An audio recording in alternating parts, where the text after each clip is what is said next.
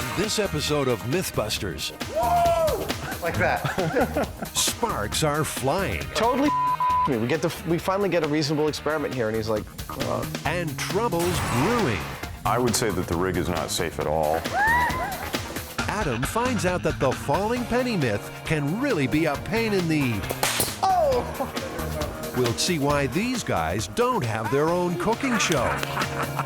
And find out the link between Japanese spies and Lucille Ball's teeth.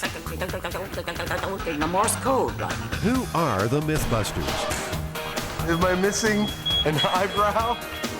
Adam Savage I always enjoyed seeing Adam in pain. Oh! and Jamie Heineman. Jamie wants a big boom.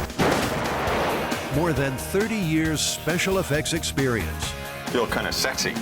They don't just tell the myths, they put them to the test.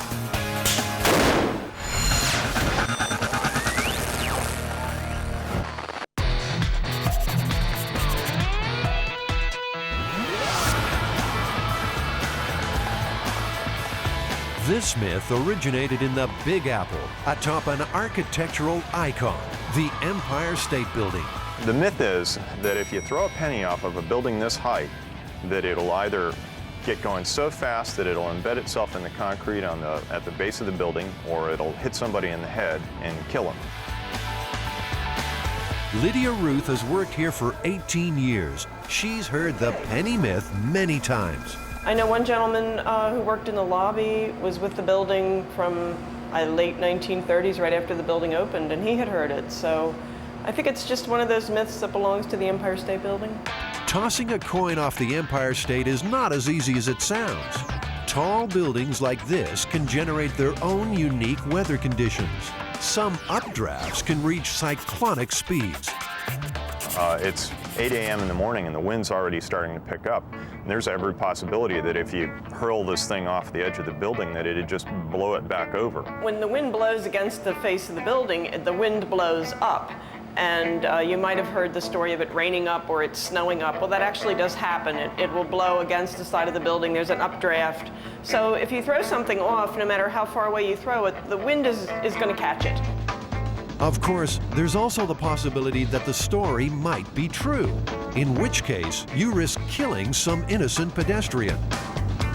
We need to figure out how fast a penny would be going if it fell 1,280 feet, what kind of damage it would do. I think we need to go back to the shop and test it. Adam and Jamie need to find out what is a penny's maximum speed when falling. In other words, its terminal velocity. Once they've done that, they'll shoot the coin at concrete, asphalt, and a head made from ballistics gel. Nice. Step 1, finding out a penny's terminal velocity.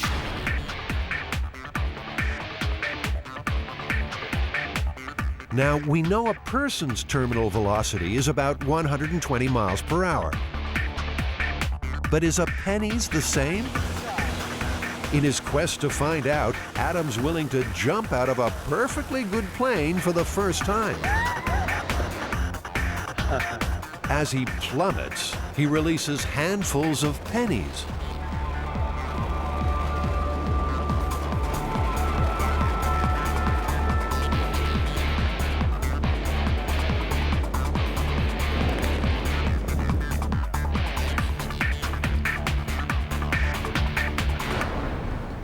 Well done. How'd it go?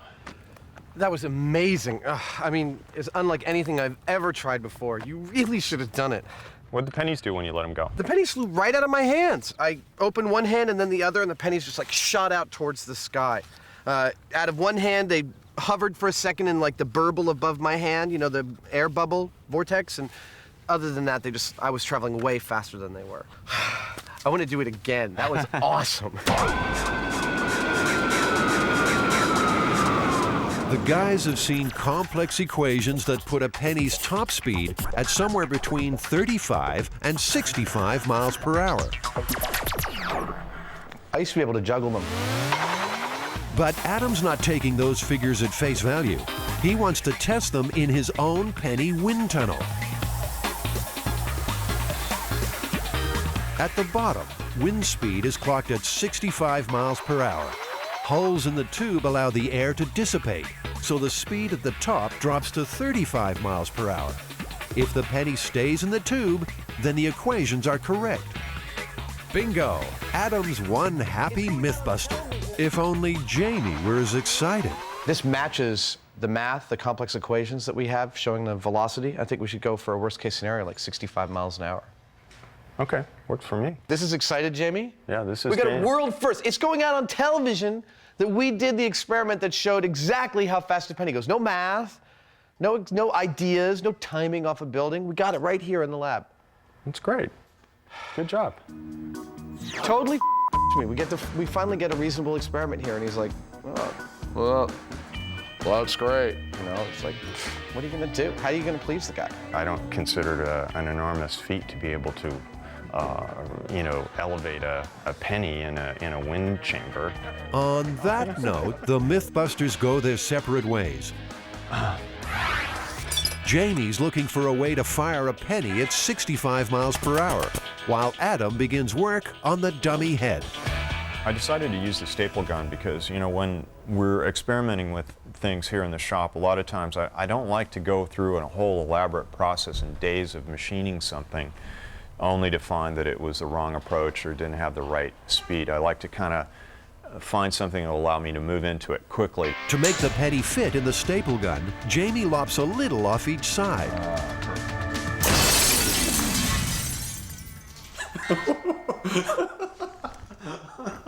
Whoops. We should get out of here. That's mercury vapor there. Okay. Well, the good news is it works. I guess I should look up before I shoot those things. Well, that worked. Next, Jamie has to measure how fast the penny is going. We've taken a staple gun, like what you would have in a normal wood shop. We put it in front of a chart that we can track the speed of the penny with. We've got a concrete block and a high-speed camera. So we've modified this staple gun to accept the penny. We're firing it and tracking it, recording how fast it goes based on this information. It's time to see if Jamie's penny can achieve terminal velocity. Okay, firing. The modified staple gun blasts the coin from 3 feet at the concrete block. Look, you can see the penny imprint. The penny traveled the 3 feet in 16/500ths of a second. The rig has shown that we can fire this penny at about 65 miles an hour, which is at the upper level of what studies have shown that the terminal velocity of a penny would be. Jamie's strong points are that he'll try a solution that seems ridiculous, chewing gum and nails to do something, and it will seem really inelegant, but he'll have grasped by trying that a central thing about the mechanics of what he's doing. And his solution, therefore, it won't be too clever. It'll be very unadorned, very simple, but it'll work. But the staple gun's not perfect. It has to fire a whole penny. Obviously, it was really easy to nip the corners off of this penny to make it fit in the gun, and it's not that much different in mass than what a real penny is. So I'm pretty sure, based on that if I widen the channel or the throat of this staple gun, that I should be able to make it fire a full-size penny just as well and with the same kind of speed.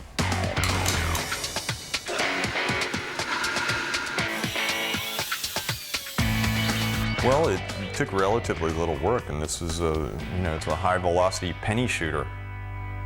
Terminal velocity gun right here. Meanwhile, Adam's mood has changed dramatically. Screw. No, that's total wash. I'm going to argue against this. I don't have it today. I'm just going to get really frustrated. He's vacuum forming a mold to make the ballistics bust. It's a female skull, which is why I used the female head here. The skull is placed inside the mold and ballistics gel poured in around it. When it sets, the gel has the same density and elasticity as human flesh, which is why the FBI uses it to test weapons. Screw. The mold has sprung a leak. Paper toweling and glue stem the tide of gel. Most coins thrown from the top of the Empire State Building don't get very far. They wind up here, just 5 stories down on the 81st floor. It proves one thing, though. A lot of people have heard the penny myth. So it would seem that even though the myth is prevalent, people are pretty cavalier about testing it. Yeah, they do it all the time, and it scares me because if they really thought that their penny was going to kill somebody, what are they thinking? And it seems penny-related myths have always had plenty of currency. Pennies have long been associated with luck. In this case, really bad luck, but normally very good luck. If you find a penny, pick it up, and all day you'll have good luck. If you pass up a penny, you'll lose $1. If you find a penny that's heads up, it's particularly good luck, and you should carry it with you as a charm. A bride should always have a penny in her shoe, and following the wedding, she should take that penny and get it made into a piece of jewelry, a pendant or a bracelet or something like that. Back in the workshop, Jamie's showing off his penny gun. Adam can't hide his approval. Oh my God. Damn, that is some serious impact there. I mean, are you sure this is 64 miles an hour? 64.4. Of course, now he wants to have a turn. He also apparently wants to do his own narration. Adam loads a penny into the lethal penny shooting device. This time, the penny is launched at a block of asphalt. The penny bounces right off. So the test shows that a coin traveling at terminal velocity cannot penetrate concrete or asphalt. But what about flesh and bone? Remember, the penny myth talks about a penny shattering someone's skull. Enter Norma, Adam's ballistics dummy. Norma's cranium will take the full brunt of a penny traveling at terminal velocity. Lights. Perfect hit. Lights off. Yep. The penny broke through the thin layer of ballistics gel, but the skull is intact. So, you ready to put that to the ultimate test? We've tried it on all the other stuff we've got. Want to try and catch it in your hand? The penny is leaving an imprint in the concrete when it hits, so, you know, I'm a little hesitant about catching it, actually. The MythBusters are about to find out what happens when a penny traveling at 64 miles per hour hits skin. I'll do it. Okay. But you got to do it too, otherwise, you know, you're like a wuss. Okay, you first. Okay. Still a wuss. I'll kick your ass. Penny for your thoughts right about now, Adam. I'm scared. Okay. 3, 2, 1. Ow! That didn't actually hurt that much. We can try again. Okay. Looks pretty good. Are we ready? Ready, Adam? When you are. Okay, 3, 2. You hit me in the same exact place. It didn't hurt that much before, but now it really hurts. Oh, you baby. It looks like it's swelling. Yeah. It stings, but there's no bruising or broken skin. Well, I always enjoyed seeing Adam in pain. I'm not sure what it is. All right, Heineman. Are you ready? Now, it's Adam's chance for revenge. Go. That was totally off. I felt it on my wrist. If it hurt, he's hiding it well. Adam. And you know how Adam wasn't having a good day? Well, Go ahead, shoot me in the ass. Come on. I can take it. Oh! Oh, man. Ouch. Oh. Well, you said I could. I did. No, I was prepared for the consequences. Whew. So you made that great gun. We made the pennies go 64 miles an hour. What did we end up with? Well, it didn't penetrate the asphalt. It didn't penetrate the concrete. It didn't penetrate the skull of the ballistics dummy. And it didn't hurt your butt. Thank goodness. I mean, it kind of stung when we hit the bones on our hands. But, you know, the myth's not looking good. but that doesn't faze the MythBusters. It's time to see how fast a penny has to go before it does serious damage. You know, anytime we get to play around with explosives and gunpowder and, you know, cool weapons and things like that, here at MythBusters, we're happy campers.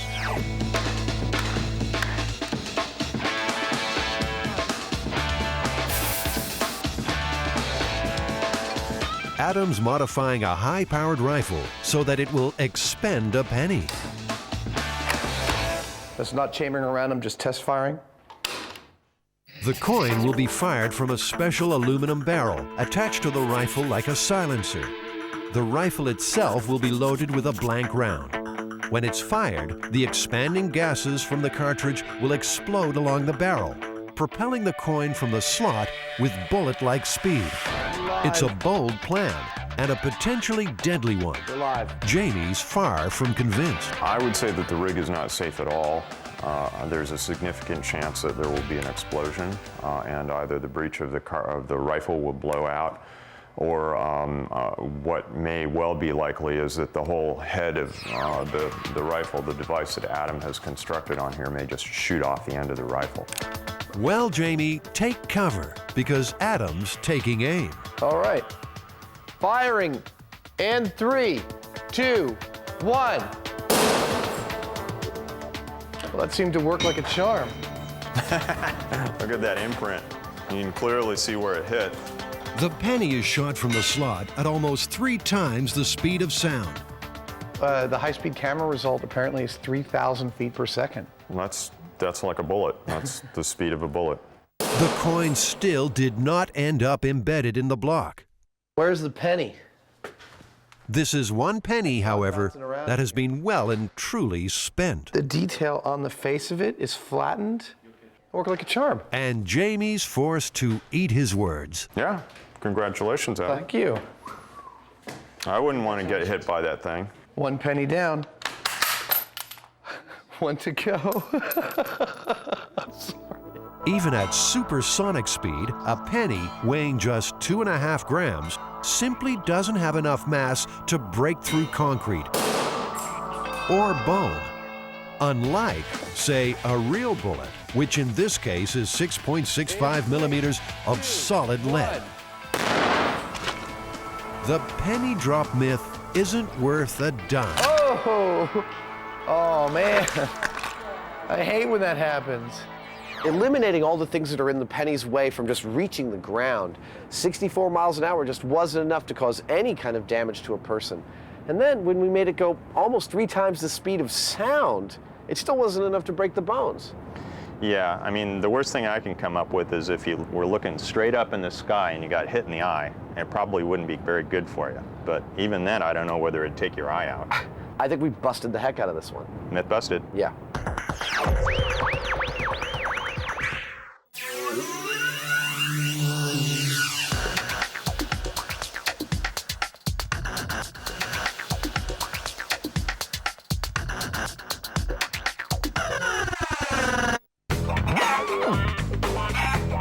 That's really disgusting. What sort of foul play is this? Chickens soaking up the rays on a tanning bed? What urban myth could be solved in such a paltry fashion? The humble microwave oven. Is it a handy cooking device? Or mysterious machine with dark and frightening powers? Microwaves just seem to be magnets for urban legends. So we're going to put some of the main ones to the test. Whoa! You are the man.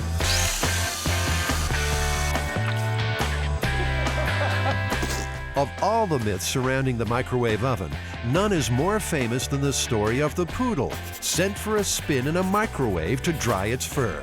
The result? One hot dog. Well, meet Jazzy, a 2-year-old show poodle. Jazzy's being groomed for her MythBusters guest appearance, so we'll come back later to check how she's doing. Meanwhile, it's time to turn up the heat on microwave myth number 1.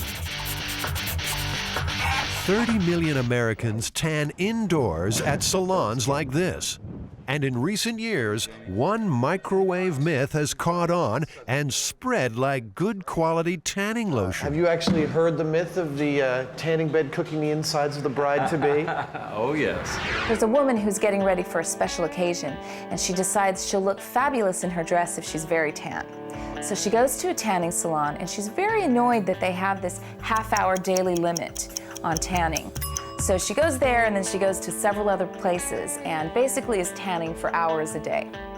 After a few days of this, her husband says, "Honey, you smell kind of funny.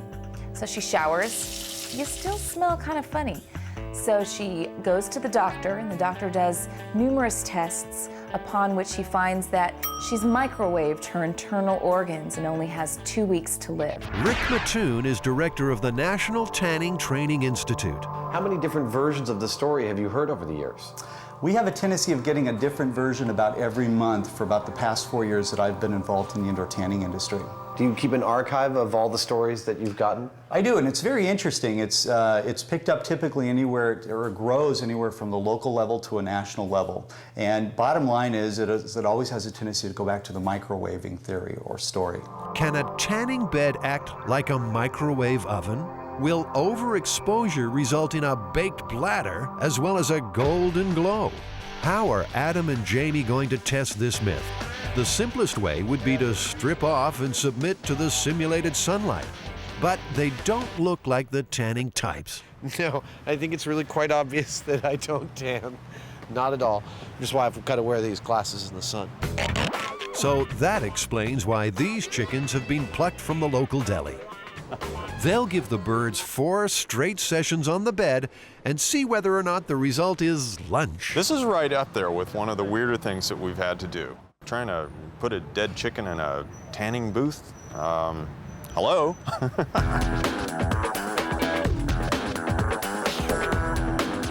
Time to see if the chicken's goose has been cooked.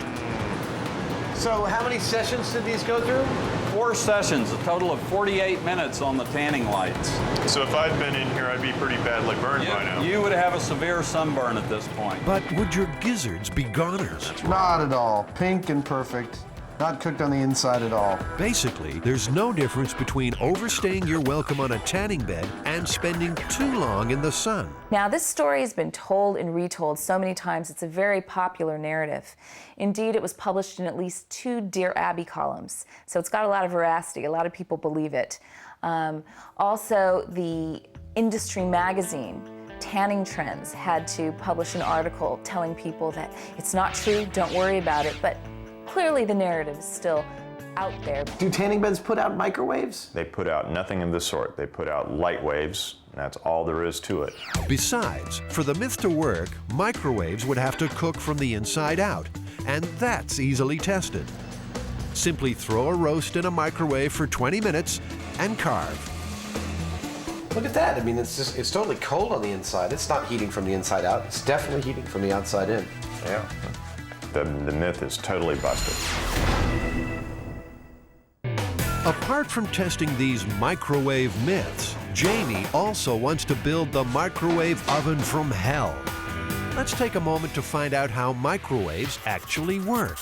A microwave oven uses radio waves to cook food. A device called a magnetron bombards the inside of the oven with radio waves, which react with water molecules in the food, causing them to vibrate at enormous speed. That friction creates heat, which cooks the food. The Amana radar range microwave oven is quality. In the early days, it was hailed as a revolutionary kitchen It's convenience. a family-sized turkey. 675 watts of cooking power means faster cooking than most other microwave ovens. Uses 50 to 75% less energy than a conventional electric range. 5 and 30-minute timers with automatic defrost cycle. This store has been selling microwaves ever since those heady times. The main thing I'm interested in personally is raw power. Well, the average microwave today is about 1,100 watts, but you can go up from there or you can go down from there. How many people are going to be using the oven? One very strange television show. Just one. Is this the soul of the microwave oven? More the heart of the microwave. This is a little radio transmitter, and you plug it in and it converts it to DC voltage, and out comes the microwave. And it looks like Jamie's suffering a little microwave madness. Sorry. Did you get enough, Jamie? Microwaves are really cool, you know, they're like X-ray guns. And I think the same thing that makes people afraid of them and makes them generate a lot of myths about them is what's always fascinated me. I'm gonna, you know, make this super powerful microwave gun that I can heat things up around in my shop with. And, you know, that for me is a lot of fun. I think he wants to take apart all these microwaves and make some kind of super microwave. And I don't know if he's planned on shielding or anything, but I don't necessarily want to be in the building when he does it. Back at the workshop, it's time to test microwave myth number 2. That microwaving metal makes the oven explode. You know, I once had a roommate where I accidentally put a spoon in my coffee cup in the microwave, and he refused to use it ever again. Made me buy him a new one. Wow. It's just those kind of misconceptions I want to clear up here on MythBusters. Yeah. There you go. Adam and Jamie are going to microwave several metal objects. Just in case something dramatic does occur, the pair will watch from behind a Lexan shield. Lexan is a bulletproof material used in the windshields of NASCARs. It's time for the first metallic test subject. No, nothing happening there. Spoon's been in there for 2 minutes. I don't see nothing. Turn it off. So, I mean... I'm guessing if... Ah! Ooh. The spoon was really hot. That spoon was really hot, but it didn't do anything. Okay. I mean, it didn't arc, it didn't, like, buzz or, you know, all that stuff. Something else from the silverware drawer, perhaps? Fork in the microwave. Maybe the sharp prongs will cause sparks to fly. Oh, yeah, that's thrilling. Not a thing. Adam and Jamie have heard that tin foil scrunched into a ball can have an effect. Oh, that's cool! Looks like something out of Star Trek. It's beautiful, actually. Now, Really? that's interesting. The microwaves are causing an electric charge to build up in the metal. Scrunching the foil allows the charge to jump the gaps. Jamie tries again, this time folding the foil into an accordion shape. Whoa! The Heinemann with the precognitive technique. Look at that! That's the best. Dude, you are the man. It just goes. Spectacular, yes, but explosive? No. A warning though, microwaving metal might result in magnetron meltdown. So metal in a microwave, is it true or is it false? Well, that's false with provisions. Only in the case of an object that is made out of metal that is contacting the sides, you can create some arcing there that would feed back into the magnetron and reduce its lifespan. That's 2 myths done and busted. Meanwhile, what's Jamie up to? Does he have a screw loose? Jamie's harvested the magnetrons from 4 microwaves. Looks like he's serious about building that super microwave machine. Scary stuff. Microwave oven. So we know metal won't turn your microwave into a bomb. It's time now for Adam and Jamie to investigate a microwave myth that is potentially lethal. If you overheat water in a microwave, you may take the cup out of the bowl and then the water is going to explode in your face, injuring you or burning you in some horrific way. We're gonna time how long it takes to bubble. After a little research, Adam and Jamie know that the only way water could explode is if it's being superheated, that is, heated beyond boiling point, without actually boiling. Tap water always boils because it has impurities. Distilled water has no impurities. That means no boiling.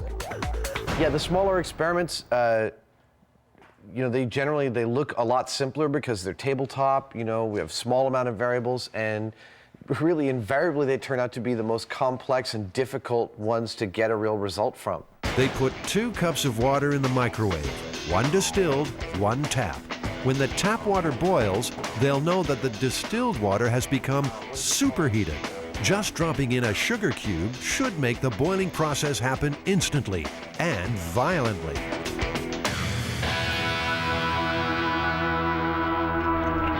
Hey! Spectacular. That would suffice. That was exploding water? It erupted, it left the container. Yeah. Quite a bit of it. If someone were holding the cup, they would definitely have severe burns. But if straight tap water can't explode, how likely is it that people will be scalded by exploding beverages? On your average day in your average house, it's not very likely. However, with the hundreds of millions of people using microwaves every day to boil water, reboil water, I'd say it could happen a few times a year around, around the world. Myth, absolutely true. Finally, Jamie's finished playing Dr. Frankenstein. What we have here is a super duper microwave oven. I've taken the guts out of 4 microwaves, the magnetrons, and I've put them in a box, all aiming at a single glass of water. So in theory, this should heat up that glass of water about 4 times as fast as a regular microwave would. Maybe it'll just go, we'll find out. Jamie, I'm ready to test this infernal machine of yours, but could you wrap me up a little more? I don't feel quite safe yet. What are you, a turkey?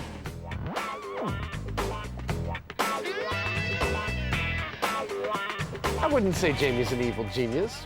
I know, this could be a wonderful mousetrap. I'm not sure he's evil, and I'm not sure he's a genius, but We're ready for a mega microwave test firing. What, about 30 seconds? Jamie flicks the switch.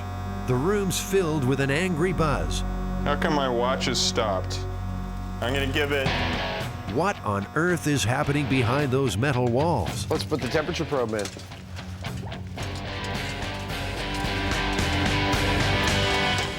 That doesn't look like it's boiling. No, in fact, 66 degrees. You've made a refrigerator. That's amazing. For all that humming, you ended up with bupkis. Looks like that's the evil genius theory out the window. Time for the final myth, the famous poodle in the microwave. It's the moment of truth for our guest star, Jazzy, who's been primped and preened to perfection. Or is it? There's some things that even we on MythBusters can't do, and I think this is one of them. There's just no way that we could put a poodle in a microwave. It might dry her hair, but it'd kill the dog. Fortunately for the viewers, this one's just gonna have to remain a legend.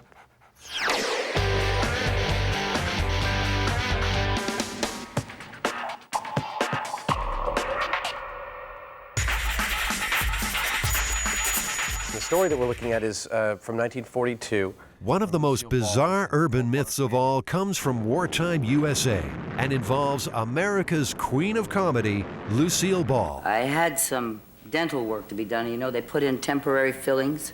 I was just driving along, and a road that I'd taken many times, and all of a sudden, I heard music. But I mean, with a great beat, you know. And I looked down to turn off my radio, and it wasn't on. And the music was getting louder and louder and louder, and I realized it was in my mouth. And it was beating in my ears. I could hear the tune and everything. I recognized the tune. The following morning at work, comedy legend Buster Keaton offered this explanation for the ghostly tune. And he said, what street were you on, Moore Park? And I said, yes. He said, you went by the radio station. You picked it up. Well, you got any fillings? I said, yes. He said, you picked it up in your teeth. Well, I could hardly wait to go by there again.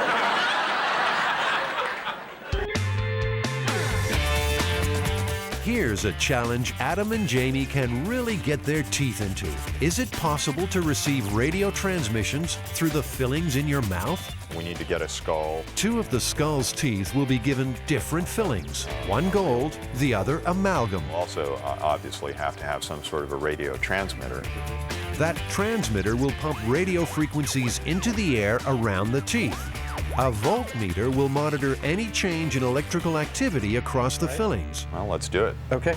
First question, where are you most likely to come across a spare cranium? The number 4, the bone room.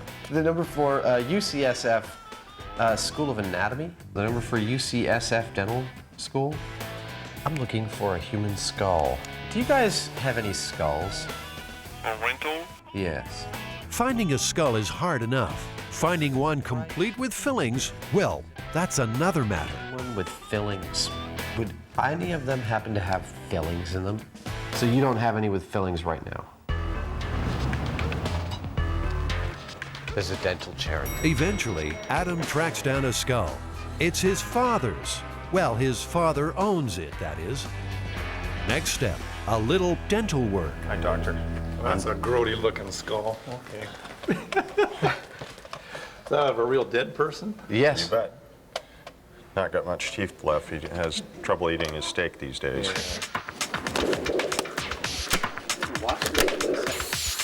This guy have a name? He's a very dried out teeth. Smells the same as it usually does. Yeah. I have 7,000 patients. I'm a practicing dentist. Never in my career of being a practitioner for 30 years had anybody complain to me they were picking up sounds or signals from their fillings.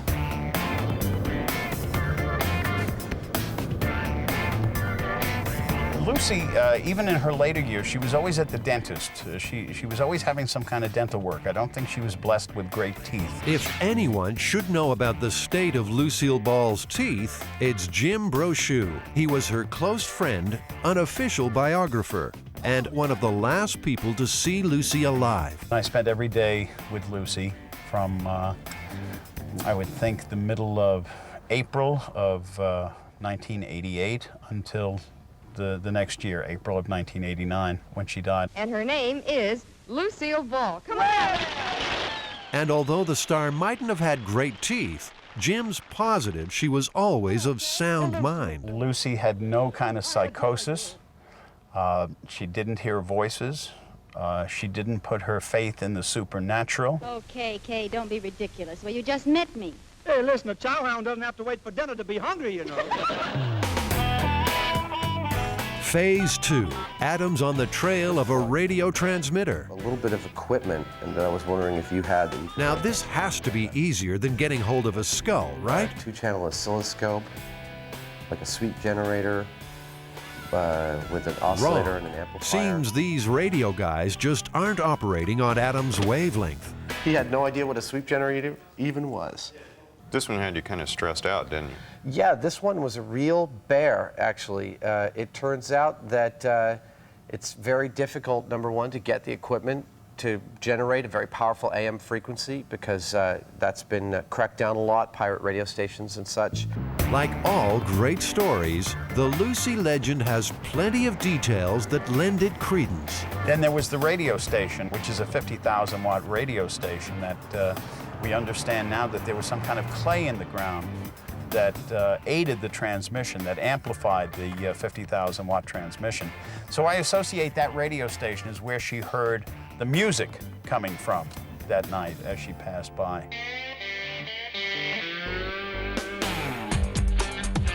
Things might be looking up for Adam in his hunt for that elusive radio gear.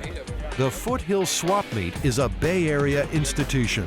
Its stalls are a paradise for electronics enthusiasts.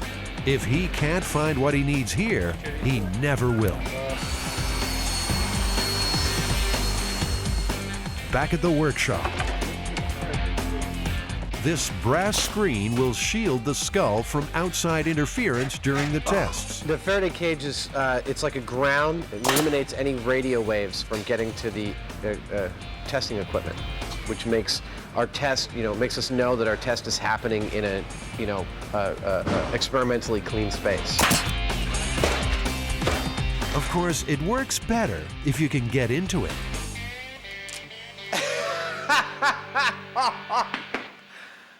I locked the door from the inside. All right. There's my Faraday cage.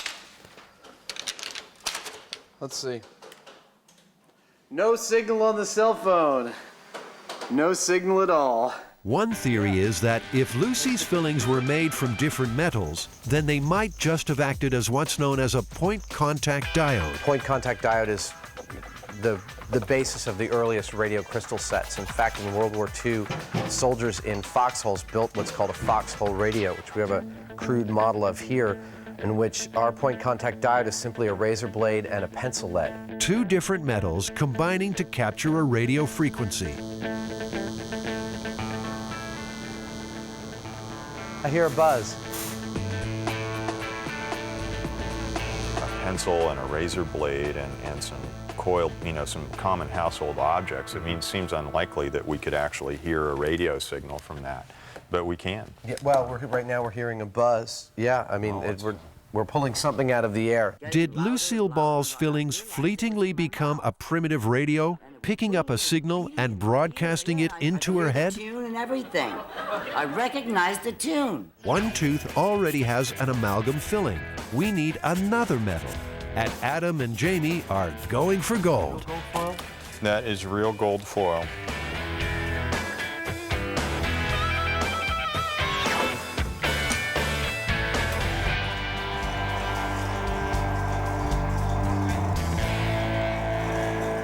The teeth are placed inside the Faraday cage, along with a crude antenna made from a cardboard cylinder and insulated copper wire.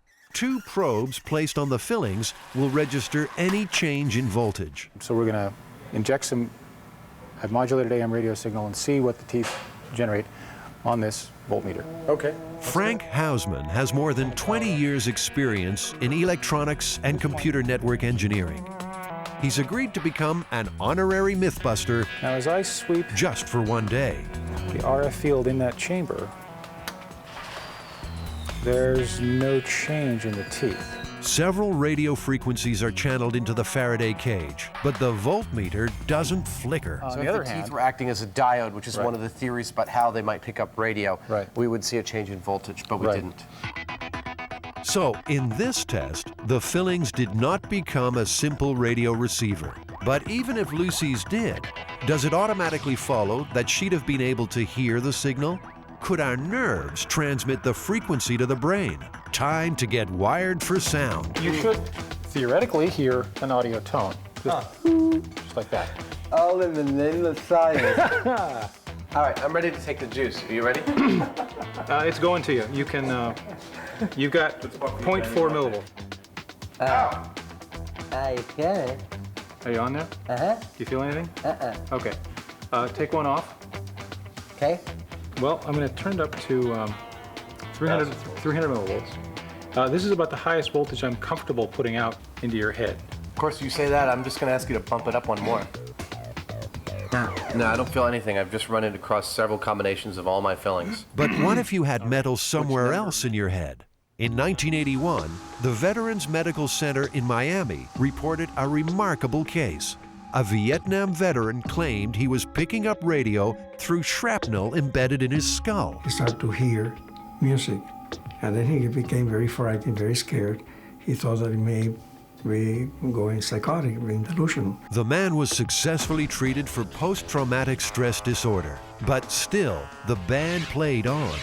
It's the only case of this kind in the last half-century to be published by a medical journal.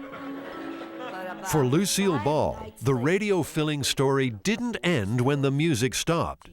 In fact, it got even zanier. I was going up another street, almost home, and I was passing 4 vacant lots. And as I went by there, I heard, and I'm picking it up on my teeth. I stopped the car. Then I looked around, in the Morse code, like. And I couldn't wait to get back to MGM the next morning and tell the security office, and they found an underground Japanese transmitting radio station. Honest to God. Is that a great story? A great story, without a doubt. But Morse code? Tapped out through tooth fillings? One of the theories is that it could be a galvanic reaction, i.e. that the, let's say you have 2 dissimilar metals in your fillings. You have a gold crown and an amalgam filling, that those in the solution of your saliva might actually be generating a small amount of electric current, like a battery. In that case, the galvanic reaction would be building up a charge that it was discharging. Build up and discharge and build up and discharge. And you might actually think that was Morse code. Jamie and Adam want to recreate what might have happened in Lucy's mouth. It's been a little while since this mouth saw any saliva, so Adam and Jamie are going to sit the teeth in vinegar. Vinegar's level of acidity should make it an excellent conductor. That ought to be enough for a little galvanic resistance. I have the teeth in solution just so that they're, the metal of the teeth is both in the bath of vinegar and slightly above. Okay, we'll set some probes next. All right. We have positive contact on everything here. Great. Adam and Jamie have heard the Japanese bombing of Pearl Harbor had just forced the United States to join the Second World War.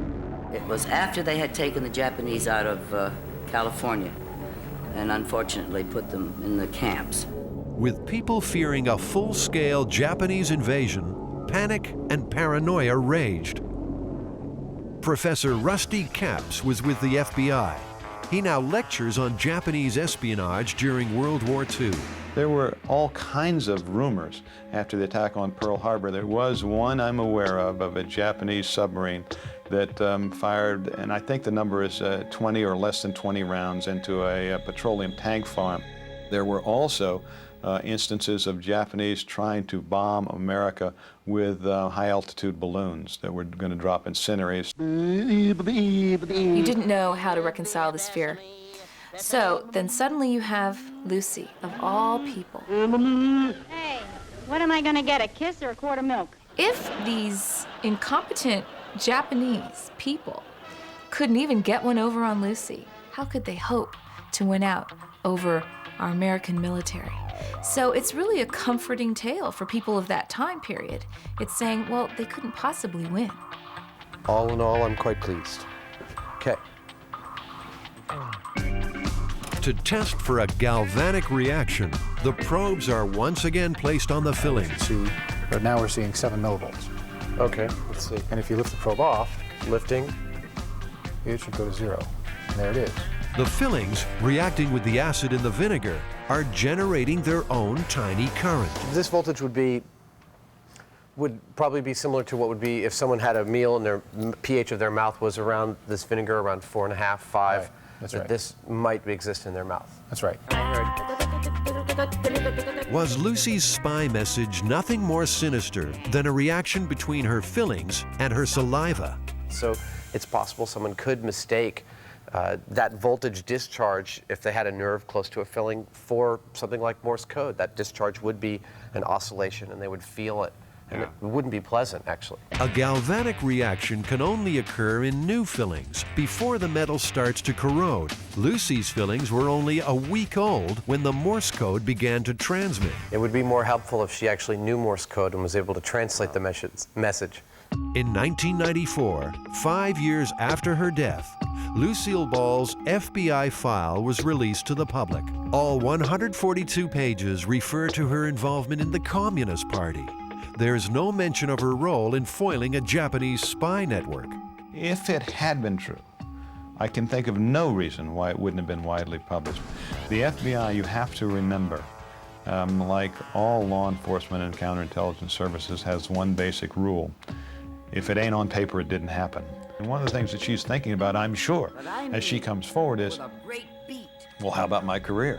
You know, I'm an actress, but if I'm also a war hero, if I'm also able to help the war effort in this way, I mean, it's going to raise my stock dramatically. I don't know how much publicity this story actually got when it happened. I know eventually there was a Broadway show called Something for the Boys with her friend Ethel Merman in it.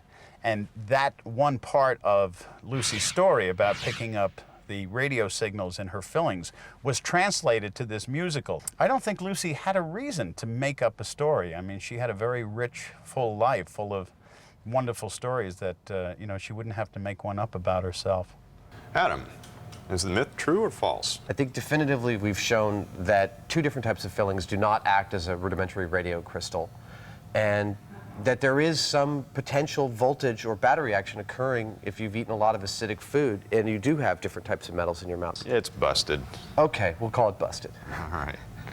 Thank you, Lucy, for Pleasure. talking about I yourself. love it.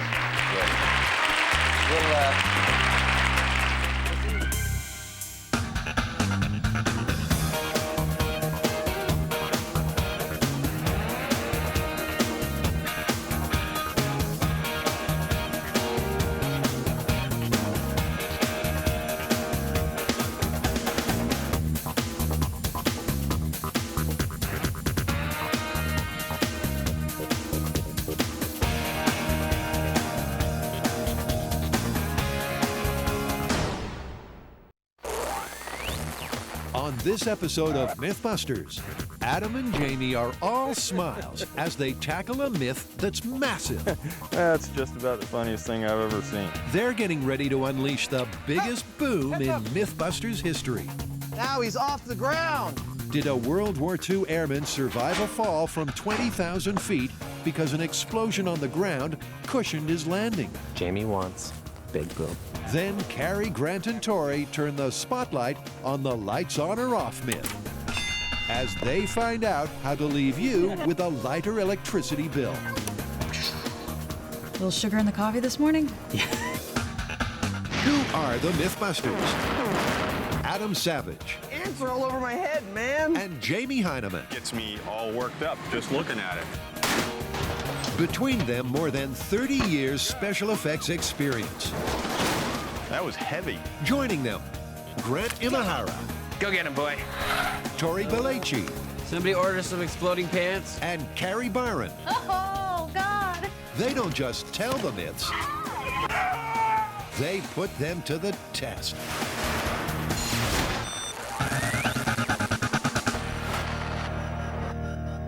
When it comes to explosions, the MythBusters are king. They've turned toilets torpedo. Tried a spot of painting and detonating. And of course, they blew a cement truck to kingdom come. But that's all in the past, because now Adam and Jamie are about to plan the biggest explosion in MythBusters history. There's nothing like starting with a bang. Well, Calaveras County says it's okay. The quarry says it's okay. The police department and the bomb squad says it's okay. Can we blow this thing up? No, we have to tell a whole story first, like always. And this one begins with a fan who wrote us about a story they've read on a calendar hanging in their house. A World War II gunner fell from a plane without a parachute, fell 22,000 feet into the glass roof of a French train station at the very moment a bomb went off in that train station, cushioning his fall and allowed him to survive. It's a tall tale from World War II. Cruising at 22,000 feet, an unfortunate airman fell out of the gun turret of his plane. Without a parachute, the prospect of a soft landing looked awfully hard. But as he neared the ground, a 1,000-pound bomb blew up in a train station beneath him and sent out a shockwave that actually cushioned his fall. It's an explosive story that for Adam and Jamie begins with a trip to an aviation museum. Well, the guy is supposed to have fallen out of a B-17 bomber, and here at the Castle Air Museum, they've got one for us to look at. It seems like a fine place to start. Now, we've got a myth that involves one of these planes. It involves a turret gunner who got shot out of the plane at 22,000 feet without a chute and survived because he hit the roof of a train station at the very moment a bomb was going off in that train station, and the shockwave of the bomb cushioned his fall and allowed him to live. Have you heard that? I have heard instances, or one instance, where a gunner fell into a snowbank, which was about, I think, 19 or 20,000 feet, and came out of it with a broken limb. But I have not heard this story. Although Joe hasn't heard of our myth, there's one part of it that's definitely true. B-17 ball gunners did not wear parachutes, and the reason is obvious. You can see how confining that is. So that's why they don't wear parachutes. Exactly. Dude, that is messed up. Right, and hanging under this aircraft at several thousand feet. You're at target practice. Basically. Oh my God. Oh my God, indeed. Without a parachute, the airman in the myth sure would have plummeted. But could a 1,000-pound explosion in a French train station really have saved him? It's time to get a MythBuster.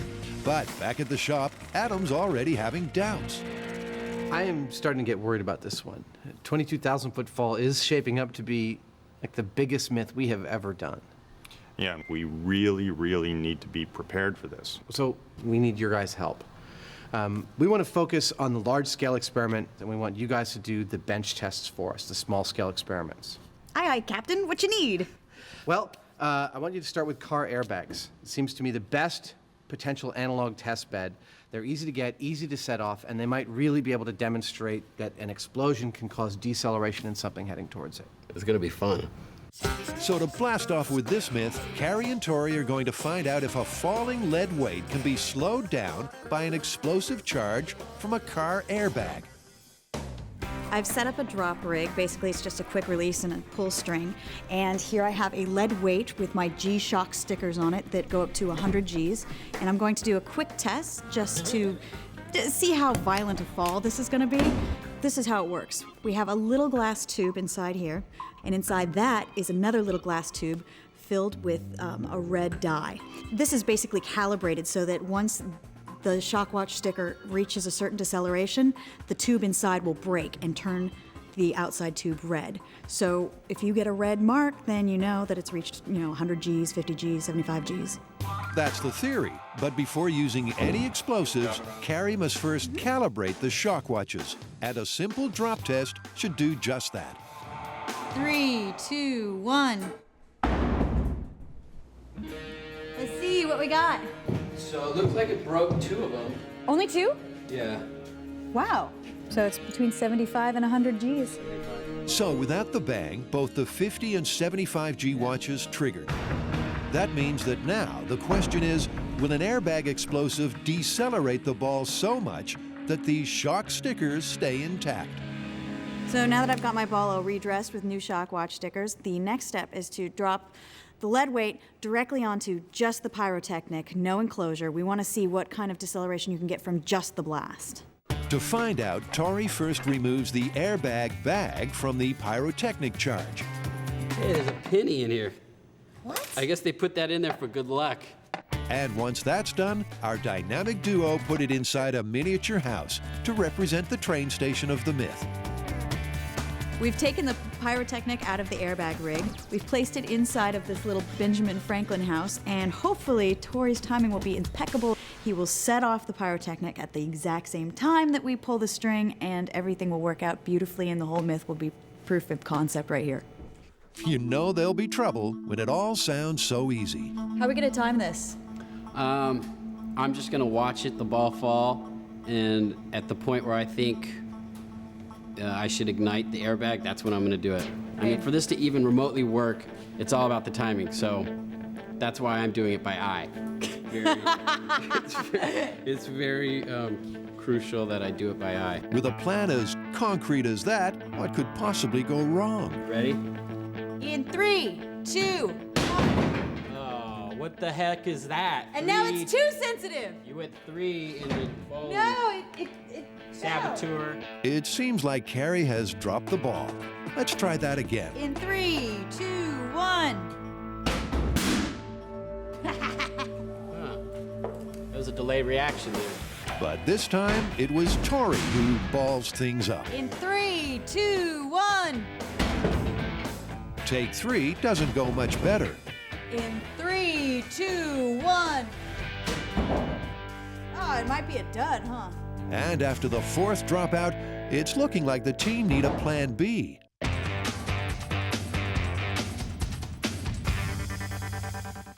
In 22,000-foot fall, the MythBusters are testing whether a turret gunner who plummeted from his plane without a parachute was really saved by a massive explosion on the ground that cushioned his fall.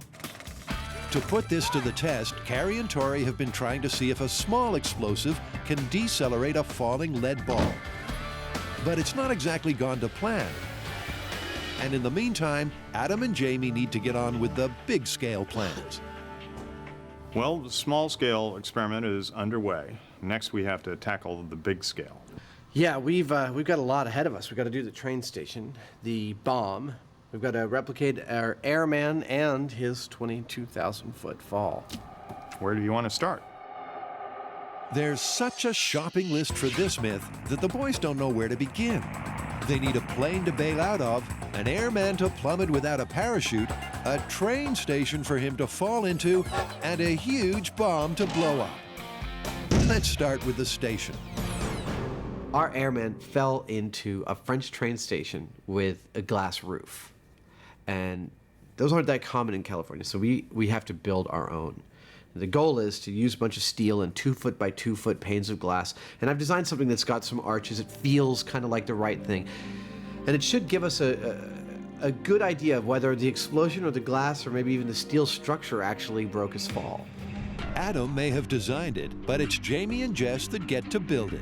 And with welding skills like this, it's not long before the station frame begins to look très magnifique. Those things seem about right, so I think we're good to lock it down. Which gives Adam an excuse to move on to myth shopping list number 2, the bomb. The original bomb that the myth involves is a 1,000-pound bomb whose casing weighs on the order of several hundred pounds. That's just the casing alone without the explosives. So we wanted a metal casing that was as heavy as possible, and this actually fits the bill perfectly for us. This started out as the Sharammer for the Shark Special. Then morphed into the XMB for exploding hair cream. Dude, that was a hell of a result. Wow. Became the steam cannon. Yeah! And now its final task will be as a bomb casing for us for 22,000-foot fall. This steel tube has had a series of cameo appearances on MythBusters, but not for much longer. As Adam converts it into a casing for a 1,000-pound bomb, its days are numbered. So we'll need 6 pieces of that. With the casing and the train station running on time, now the boys just need a B-17 bomber and an airman. But that's not going to be so easy. So, in terms of dropping our airmen, we can't drop them from 22,000 feet because, well, number one, we can't get any aircraft to fly over an explosion no matter how high they are, and we can't aim from that height and make them hit such a tiny target. Well, why don't we use balloons? I mean, we've lifted you with a balloon before. Perfect. I'll tell you what, all we need is to get him up to 120 miles an hour. That's a human's terminal velocity. We know that from umpteen myths we've done about people falling. So I'll figure out exactly how high he has to fall from in order to reach 120 miles per hour. And we'll just fly the balloons that high. The key to this myth is terminal velocity, the maximum speed at which an object can fall.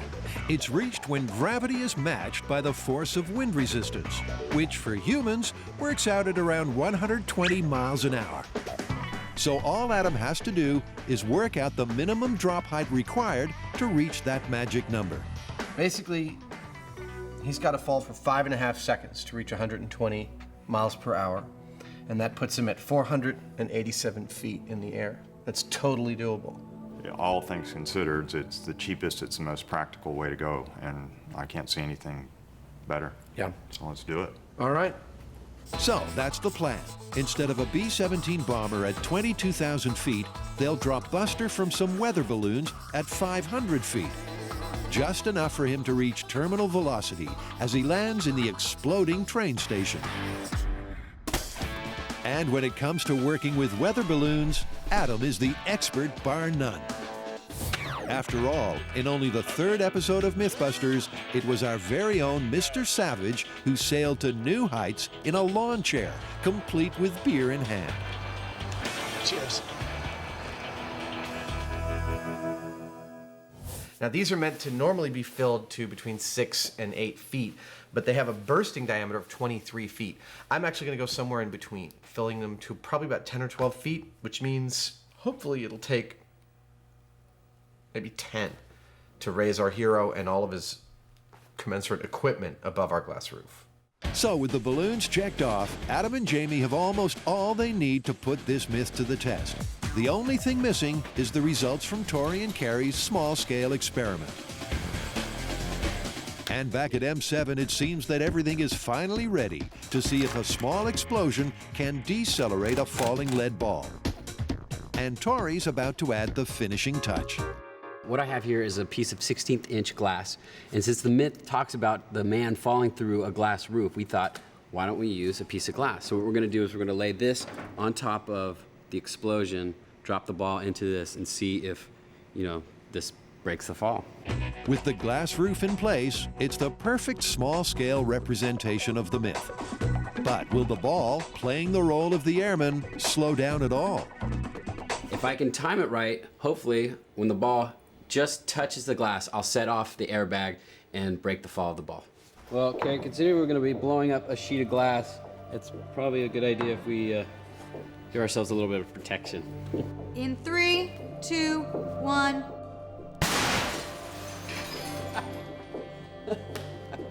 some destruction. Did the bomb go off? Yeah, that was a good one. At last, the airbag explosive detonated, and with perfect timing. Mere moments before the ball touches the glass, the explosion was triggered, spraying glass shards far and wide. Adding the glass actually seemed to do more harm than it did good because it seemed to rip all the shock watches off the ball. So explosion and glass, that doesn't seem to be a good combination right now. With the shock watches torn off, it's impossible to tell whether the ball slowed down. So to find out, they're going to drop the ball again onto another pane of glass. But this time, there'll be no explosion. Then, by comparing both high speeds, they should be able to see whether the ball falls at the same rate on each test. Next, what we're going to do, we're going to drop the ball again into the glass, no explosion this time, and just see how that decelerates the ball. In 3, 2, 1. Cool. Oh, looks like the sticker stayed. There's more glass shards than an accident at a chandelier factory. But what happened to the ball's speed? Well, side by side, it's clear that the explosion did very little. The balls fall virtually the same in each test, and that's got Carrie ready to make some early conclusions. At this point, based on what we've seen and done, the myth of the gunner falling 22,000 feet, landing on top of a glass-roofed train station at the exact same moment that a bomb goes off during World War II, I can pretty much, for myself, definitively say it's busted. If I was going to fall on a glass roof, I would not want a bomb going off underneath it. We are still gonna have to take this to the full scale. Why? Because it's going to be frickin' cool. Well, Carrie, we're at a point with the large-scale build that we could use the information that you've gotten from your small-scale testing. What do you got? You know, it's still a little dubious, because you gotta think about the fact that the shock wave, it's going at you at 25,000 feet per second. You're falling at 176 feet per second, and when you hit, you know, it's not exactly an equal and opposite reaction, so what do you think? Also, you gotta consider that there's glass shrapnel flying everywhere. You know, look, I think these guys did a great job. We know that the devil is always in the details and the scaling. I'm starting to believe from the research we got that this guy did survive. It's a true story. We just don't know how, and there may be something that we're missing in the small-scale experiments that'll pick up when we do this full size. We have to continue doing this full size. Sure. I wish you all the luck in the world with this one. Carrie, Tori, and Grant are about to test a household myth with the flick of a switch. Do you really save on energy and your electricity bill if you leave your lights on permanently, rather than turn them on and off throughout the day? Now, this is a myth that can divide a household. Let's take our little family, for instance. Has anybody noticed that Jamie follows you around the shop, flipping off lights after you leave just to save energy? It's really, really annoying. So the idea here, I guess, is will you save on energy and bills if you leave the lights continually on rather than flipping them off every time you leave the room? Yeah, actually, some people believe that the startup energy usage is so high, it's better to leave the lights on all the time. Finally, everything was ready for the turning of the main switch on the control board. Ever since the invention of the first electric light bulb in the 1800s, people have continually proposed that to save money, you should actually leave your lights on, even if you don't need them. Decades down the line, and it's time for the MythBusters to find the truth. All right, so how are we going to test this one?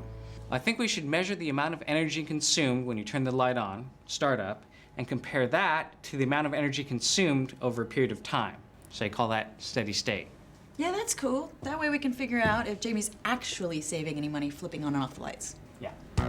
So the team will finally shed some light on a myth that's been around since the end of the Dark Age. But first, they need to do some shopping, which will highlight another question. How many MythBusters does it take to buy a light bulb? My name's Mark. Carrie. Hi, Carrie. Grant. Hi, Grant. How you doing, Tori? Hi, Tori. Okay, Mark, so the myth is it better to leave your lights on or turn them off in order to save energy, increase the lifespan of your light bulbs, that sort of thing? The optimum energy efficiency is simply turning your lights off. Well, you heard it from the professional. Myth busted. I think we're done. This is the shortest myth ever, right? Hey, thanks, Mark. Yeah, this is Mark may think this myth is all hot air, but the team hasn't come this far to give up without a fight. Heavily laden with a selection of the most common household light bulbs, it's back to base to turn the spotlight on this myth. Well, first up, we're going to wire up a set of lights of several different varieties and measure their power consumption. And we're interested in 3 periods. First, power consumption during startup. Second, during maintenance, while it's sort of on. And then finally, during shutdown. That's the plan. The only problem is that electronics whiz kid Grant may be losing his spark for electronics. Well, apparently there is a rumor going around that I'm getting a little tired of doing all these electronic stories. So perhaps it's time for me to pass on my knowledge to an apprentice, someone who could, just step into that role whenever we need that. And I think Carrie is showing some interest in that. Carrie's as keen as a bean to become Grant's apprentice. And first up, it's wiring 101. The hot wire is 120 volts above ground. The hot wire is the one that'll kill you, so don't touch the hot wire. These will explode, these will melt, this will kill you. This is great. You had no Great. idea This how is- dangerous my world was. With Carrie wired about the danger, she helps carefully rig up all the lights the team bought earlier, including Grant's favorite. That is wacky. If anything was going to rekindle his interest in electronics, it's this.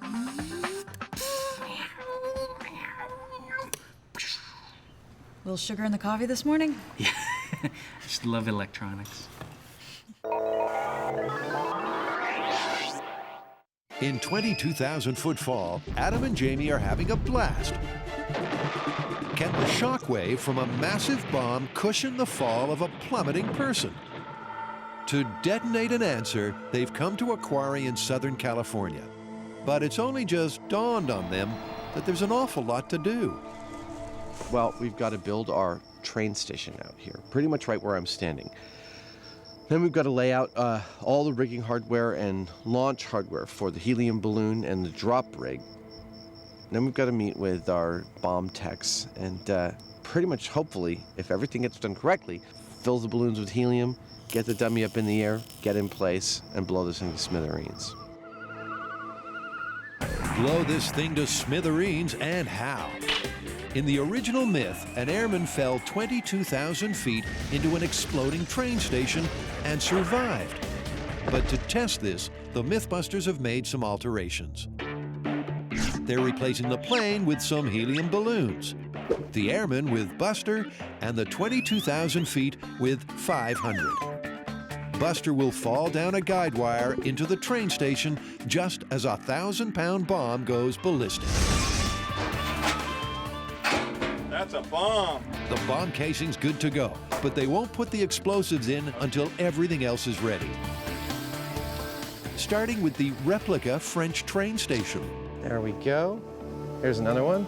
But with 54 panes of glass, there's a real risk that when the bomb goes boom, this will turn into the House of Flying Daggers, something which Jamie is rather upset about.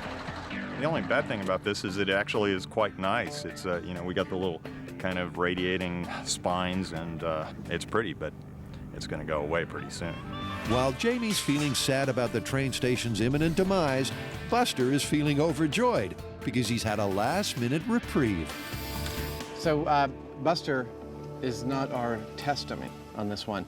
The Carrie, Tori, and Grant actually have made one out of ballistic material, and his name is Ted, as in Bust Ted. Or as in Exploit Ted, Detonate Ted, and Annihilate Ted. And to help Ted assume the role of turret gunner, he's been squeezed into a tiny box. What happened to his head? Well, it got broken up because they put him in. Because he's too tall for the box. He's too tall for the box. We'll see whether he starts to sag in the noonday heat. With the temperature already a mind-melting 115 degrees, sagging in the noonday heat is about all that Adam and Jamie can do, too. Well, look, everything's pretty much done. The train station's done, the bomb is laid, the guy wire positions are staked out. You're Helium's sounding pretty here. tired. Are you all right? I'm exhausted, man. It's like 115 degrees out here. I'd like to go and come back like an hour before dawn tomorrow to set this thing off. Sure. Yeah? Fresh pot of coffee. This thing won't be so hot that it's going to go off when we load the explosives in it. Exactly. All right, let's get out of here. All right.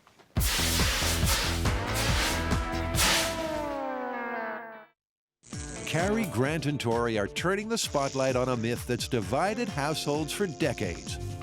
To save money, is it really better to leave your lights on and never turn them off?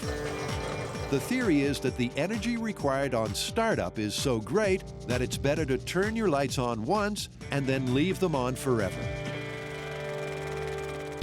To find out if this is true, the team has made a circuit that contains the most common household light bulbs. And now it's time to get some data. So now we're getting down to the very serious part of the story. This is the part of the story we're actually going to measure how much power each of these light bulbs is going to draw, first during the startup, and then during the running time, and of course during the shutdown. And to determine the power consumption, electronics guru Grant has the perfect gadget. So in order to measure how much power each of these lamps is consuming, we have this, which is called a kilowatt. And basically it's available at any hardware store. And what you do is plug in your appliance, or in our case, a lamp, into this, and it will measure over a time period how much electricity you're using. So, using Grant's kilowatt, the first step in this myth is to work out how much energy each of the bulbs uses when left on for an hour. Oh, yeah. And to help the team remember that time's up, Grant's even rigged an alarm. Okay, 60 minutes on the clock. This is going to count up to that. As soon as that happens, bell's going to ring, and we'll know to come running, take down the measurement, and reset it for the next one. And first up is one of the most common lights of all, the compact fluorescent bulb. And an hour later,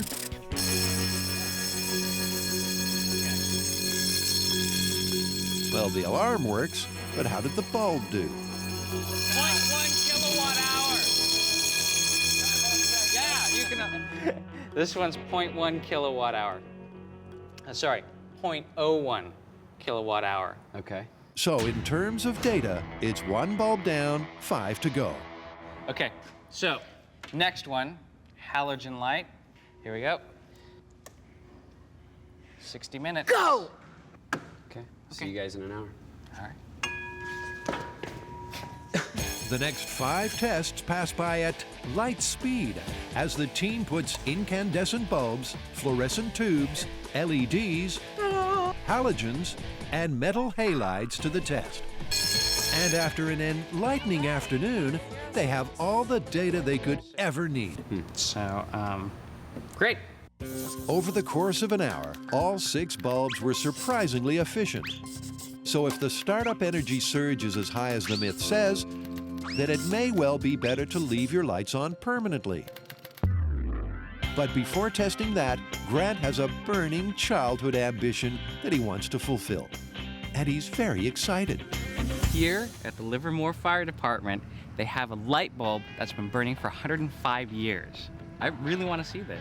Well, you could be really excited about seeing a light bulb. It is. I can't even get a light bulb to burn for 105 days. Hey, guys. Hey, guys. Hey, good morning. How are you? Good. I'm Grant. Hi, Grant. I'm Chief Jeff Solfarelli. Welcome to the LPFD. Hi, nice to meet you. Carrie. Carrie, how do you do? We hear you have a light bulb that's been burning for 105 years. Actually, it's now up to 106 years. That's correct. Your information is good. Is that the light right there? That is our light.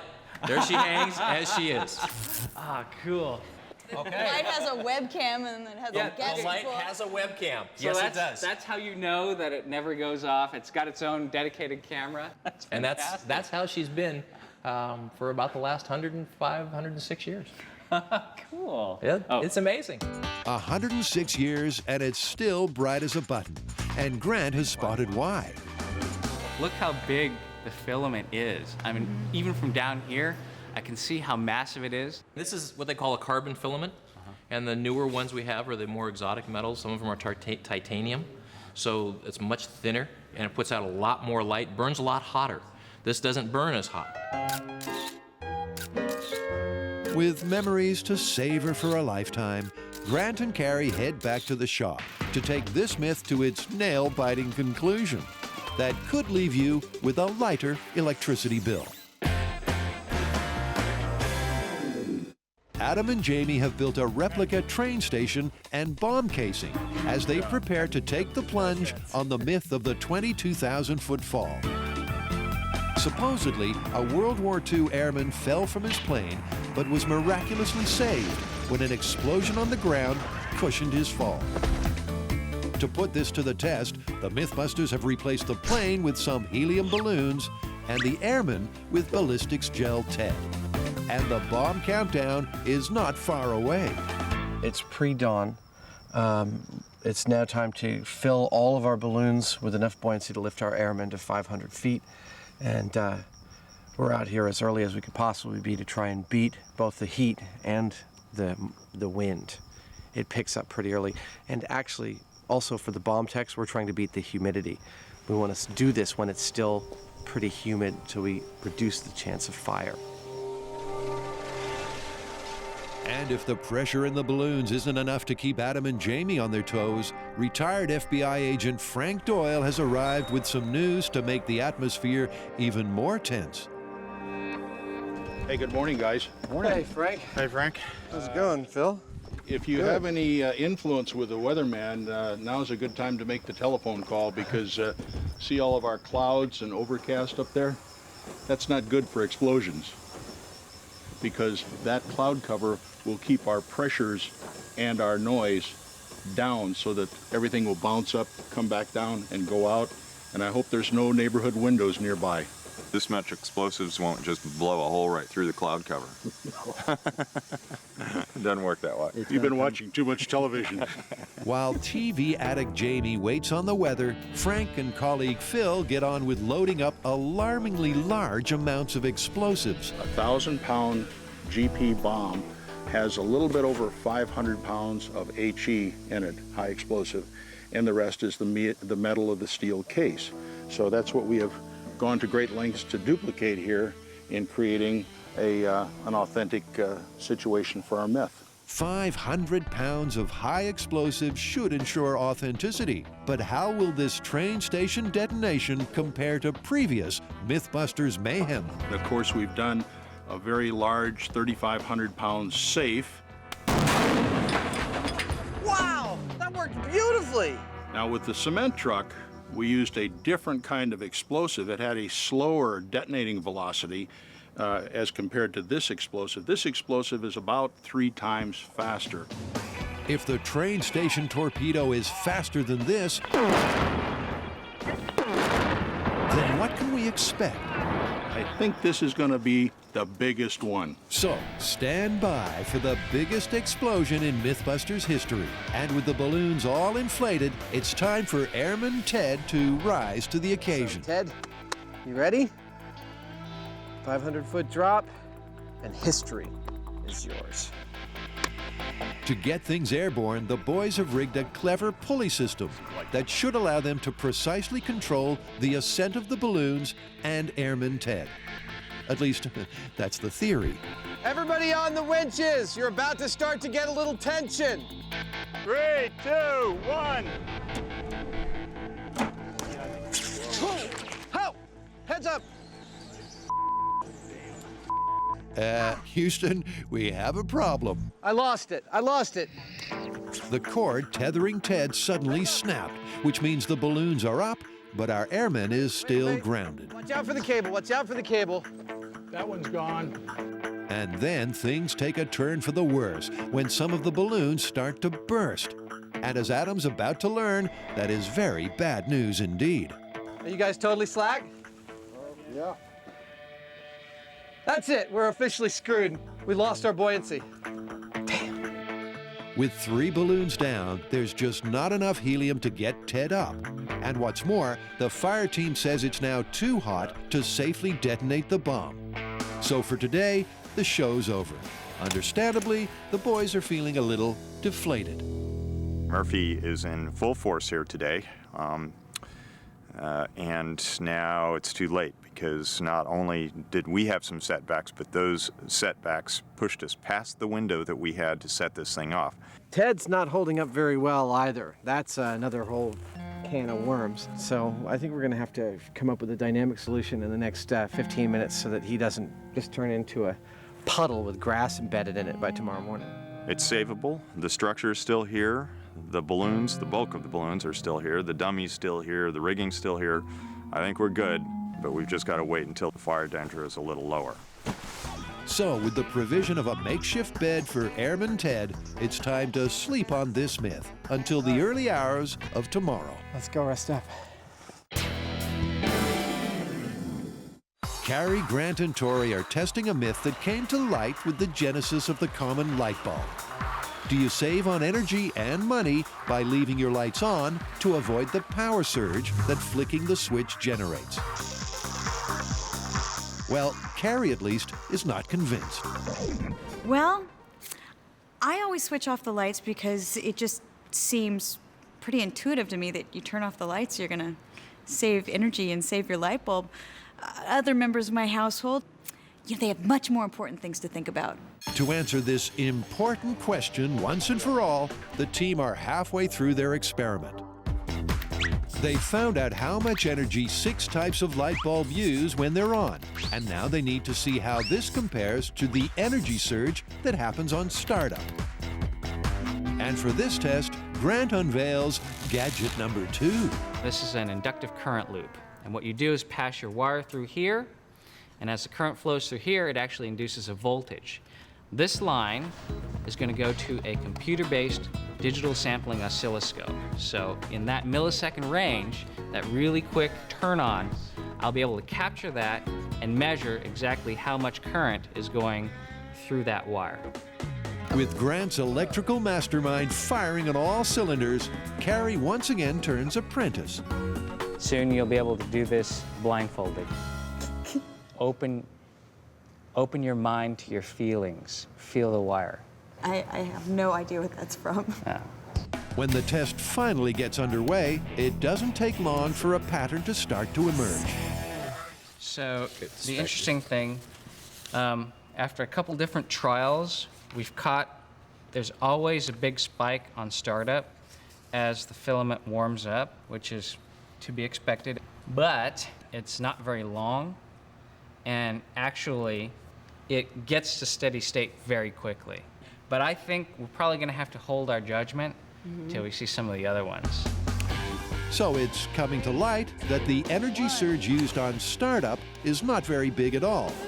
And that means that only a few calculations stand between Grant and a bright conclusion of the lights on or off myth. So, crunch the numbers, and here's what I got for the incandescent.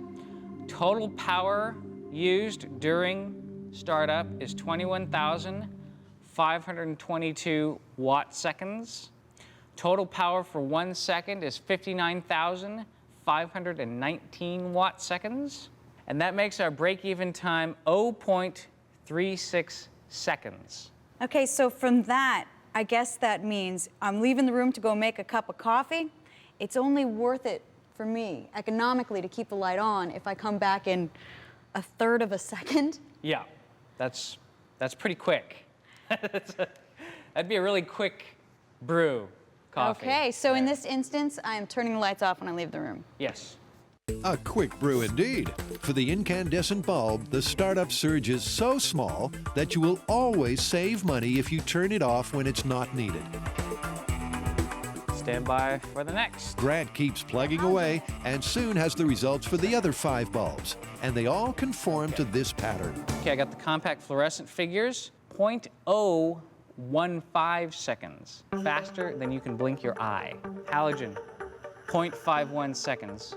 Okay, fluorescent tube. 23.3 seconds. So the common fluorescent tube draws more energy on startup than any of the other bulbs. But it's still only equivalent to 23 seconds of continuous use. As far as a residential situation goes, that is the most likely one for you to have. Still, 23 seconds? I don't think so.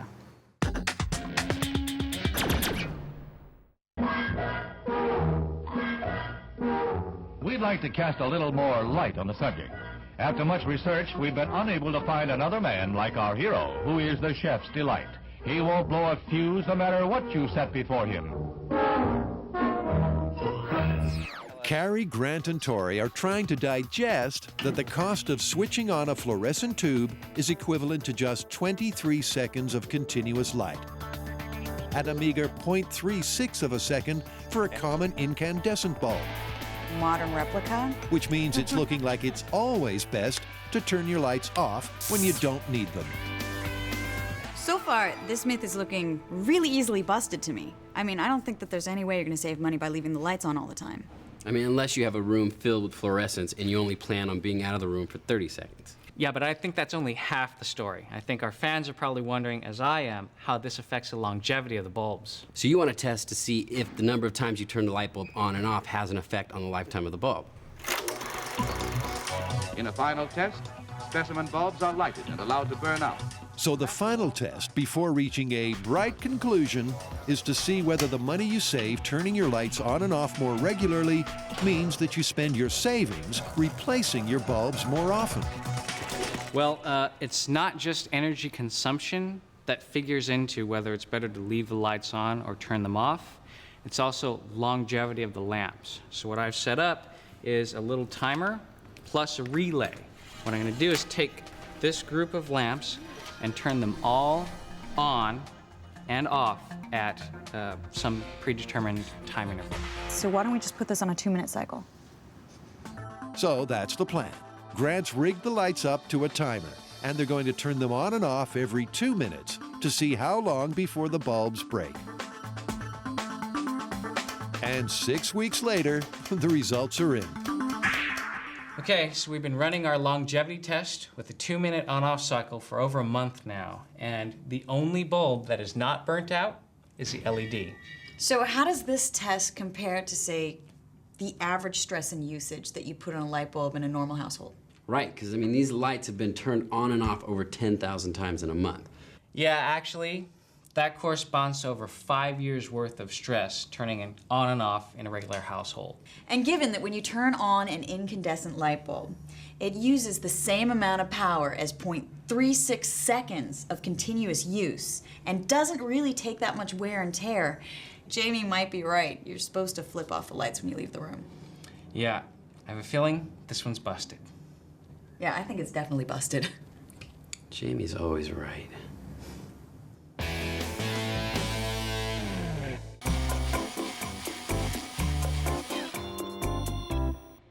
While it's lights off on that myth, Adam and Jamie are doing their best to switch on in the dark. They're inflating helium balloons pre-dawn so that they have enough time to get the myth of the 22,000-foot fall in the air. And starting at 4 a.m., it's times like these when Adam reflects on the harder aspects of his job. We get a lot of fan mail saying that we have the best job in the world, and I won't disagree with that. But there are also days, like this morning, when it is the hardest job I have ever done, by far. And that's because so far with this myth, they've had setback after setback. Severed lines, burst balloons, and grounded dummies. What could have gone wrong has. That's it. We're officially screwed. Today may be a new day, but things haven't improved. Yeah. That's just about the funniest thing I've ever seen. That's his ear. I'm just He's gonna... like a cookie after baking, you know? It's all kind of flattened out. It's already so hot that Ted's feeling a little flat. And that's not the only problem with this heat. It's well over 100 degrees in the shade out here. We've got 500 pounds of explosives in here, high explosives. It's military spec, and you know, if we're anywhere in our work area and this should happen to go off, there won't be anything left of us, period. Luckily, he has an elaborate plan to avoid a premature projectile. So I put a blanket on it. Once Jamie's attached his security blanket, it's time to get cooking. Well, it's crunch time. The wind's kind of gentle, and we have to go. So it's now or never. We're inflating the balloons, and we're going to do it. Everything that could go wrong, this is like the myth of Job is what's happening here. But I've got 7 balloons. I think each of them are at least 20 to 25 pounds. It gives me 150 some odd pounds. I think it's enough to lift our airman. The bomb squad is coming back up here, and then we just cross our fingers. There goes nothing. Okay, that's cinching up on our airman. Now he's off the ground. Now he's off the ground! At last, turret gunner Ted has got his wings. Slowly but surely, he climbs 500 feet. He may be slightly off target, but the guide wire will ensure that he falls right into the station, which means it's time to retreat to safety. Well, our guy is airborne. The balloons are up, cable's good. Once they push that detonator, our airman will drop for approximately 6 seconds with a blasting cap, and then a second blasting cap will detonate the bomb under the train station, hopefully at the very femtosecond that our airman is touching the roof. With the boys a safe distance away, it's finally time to put the myth of the 22,000-foot fall to the test. And here's what's going to happen. Airman Ted is suspended so that he's 500 feet off the ground. He's connected to the train station via a guide wire.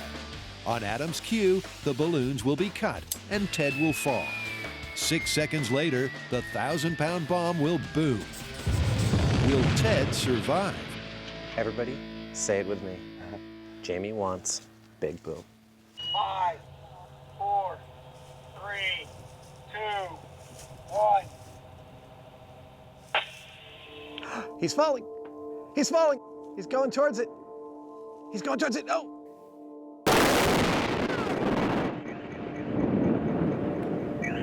Wow, here comes the shockwave. The booms created a mushroom cloud of frightening proportions, and it's also set the surrounding hills on fire. Oh, look at that! Fortunately, the county fire department are quick to respond. And there's This day's just getting better and better. Come to ground zero, it's awesome. Frank will be right there. You're my new best friend. And after an explosion like that, Frank's my new best friend too. On the high speed, you can clearly see the cushioning shockwave before the area gets blown to smithereens. But what happened to Ted? Well, unfortunately, there was a malfunction in the guide wire, which meant that he fell way off target. But the charge caused so much carnage that Jamie and Adam should still be able to draw some equally powerful conclusions. If there's one thing in this whole blast site that tells you what the real deal is with this kind of explosion and being close to it, it's right over here. Check it out. Whoa! It totally wrapped around it. That is crazy. Oh my God. Can you imagine what this piece of steel would have done to you if it hit you instead of this tree? I mean, it's like a necktie. We're not going to get that off of there. No, we're going to cut it here and display it proudly on your shelf. There's so much shrapnel that if Ted had fallen into the station, our gunner would have been a goner. Here's the body. There's the steel. There's more steel way over there and a lot further, so... There's no way. There's just no way. The idea is that the pressure of this one human body somehow equalized the pressure of the bomb going off. That's just not going to happen. So, in the middle of a crater, in the middle of a quarry, in the middle of nowhere, it's time to wrap this one up. So what are we going to call this one? I mean, look, factually, we know that in World War II, there was an airman who fell 22,000 feet from his bomber and survived without a parachute. That is historically accurate. Yeah, but the idea that a bomb going off would provide such an upwelling of air that it would decelerate him and gently lower him to the ground is bunk. It's just not, I don't think it's possible. What do you think, Peg? Give me a break. It didn't happen. So busted. Busted. Busted. Let's get out of here. All right.